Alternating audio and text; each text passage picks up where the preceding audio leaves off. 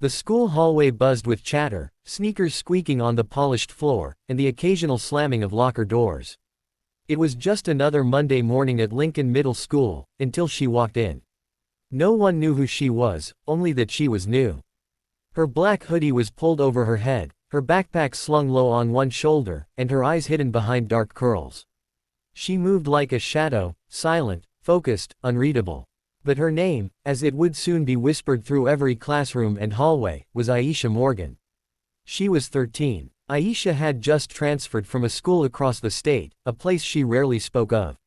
Rumor had it she'd been expelled for fighting, but no one really knew the truth. All they knew was that she didn't talk much.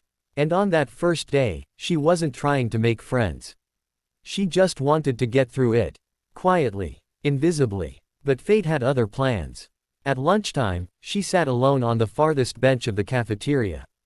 A book in her hand, earbuds in, she looked like every other kid trying to survive middle school without standing out. That is, until she noticed something no one else cared to see. Across the lunchroom, near the vending machines, a boy no older than 12 was being cornered by 3 larger kids. One of them snatched his lunch tray and dumped the food onto the floor. Another yanked his backpack and laughed as its contents spilled out: a sketchbook, a pencil case, a tattered Pokemon keychain. The boy's name was Daniel. Everyone called him Danny the Dweeb. Small for his age, awkward, and soft-spoken, he was a favorite target for the school's worst bullies. Today was no different, until Aisha stood up. She didn't hesitate. No one saw her move until she was already there, standing between Danny and the 3 boys. She didn't raise her voice. She didn't yell. She just looked at them, her gaze flat, unflinching. "What's your problem?" one of the bullies barked.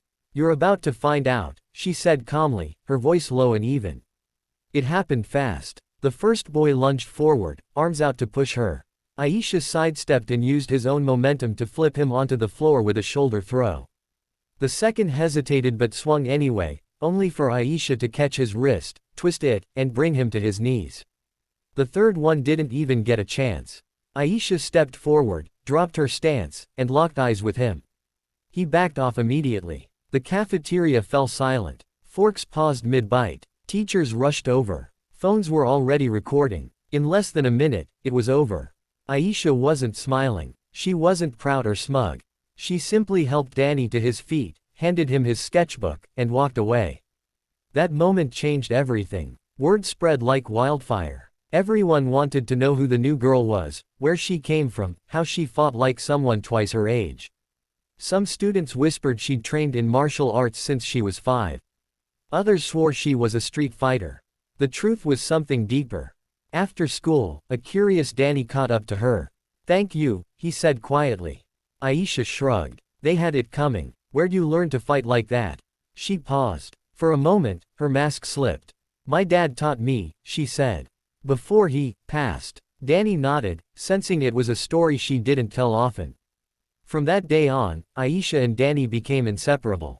She helped him stand taller, and he reminded her what kindness felt like. But standing up to bullies once wasn't the end. It was only the beginning. Over the next few weeks, Aisha noticed the problem was bigger than just those 3 boys. There was a culture of silence at Lincoln Middle School. Kids were afraid. Teachers turned a blind eye. The strong preyed on the weak, and no one did anything. She couldn't let that happen. Not again. At her old school, Aisha had stood up once before, and was blamed for causing disruption. She was suspended for fighting, even though she was defending a younger student. Her mom had to transfer her, hoping for a fresh start. But trouble had a way of finding her, or maybe she had a way of finding it. This time, she decided to do things differently. She started a self-defense club after school with the help of Mr. Ramirez, the PE teacher and a former boxer. At first, only Danny and 2 girls showed up.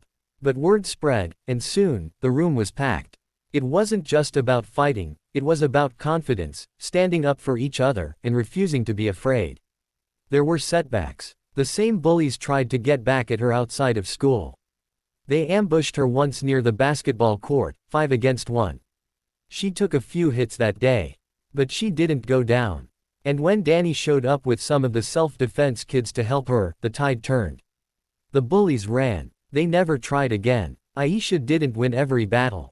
Some teachers still called her trouble. Some parents said she was too aggressive.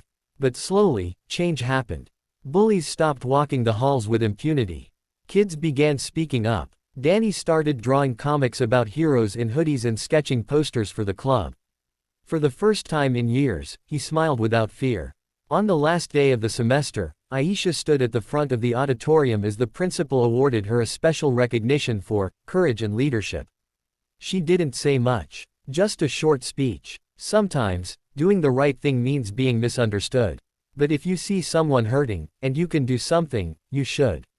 The room erupted in applause. As the crowd filed out, Danny turned to her. "You didn't just stand up for me that day," he said.